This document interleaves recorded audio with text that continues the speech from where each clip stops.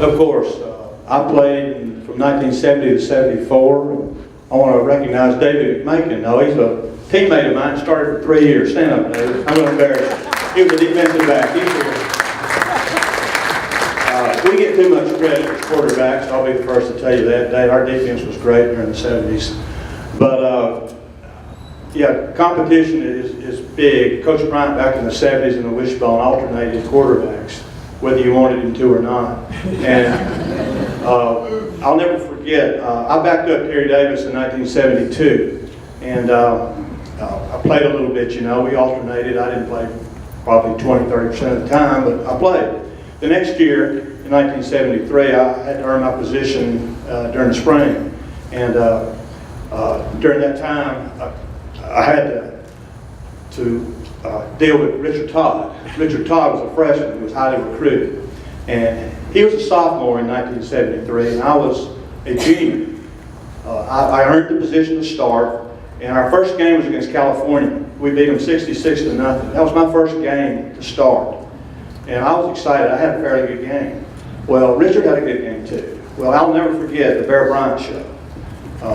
Coach Bryant says, well, if I don't miss my guess, Richard Todd's going to be the next Joe Namath.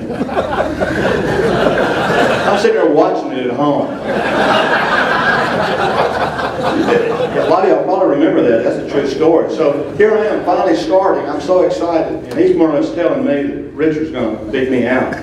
Well, that fired me up, to be honest with you. Me and my dad. If you don't know my dad, he fired, that upset him too. So that whole year I started and Richard came in after me and we would alternate things. But it just kept me motivated to continue to play. Now I don't know if Coach Bryant used that as a trick to get me fired up or not. I don't know. That's something he probably did, but I really don't think he did. I think he meant that.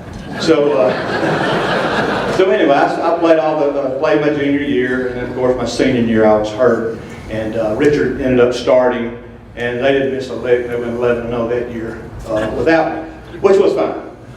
Richard had a lot more talent than I did, but I just was fortunate enough to have ran an option offense in high school, and when we went to the wishbone, it was fit for me, and the wishbone was one of those kind of offenses where you could eliminate two guys by the read that the quarterback did. Either give it to the fullback or run it or pitch it off another guy. Neither of them were blocked.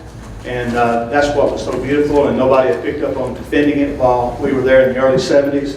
And it was just a blessing to have been able to play for Coach Bryant and run a wishbone and be a part of something great during that 70 period.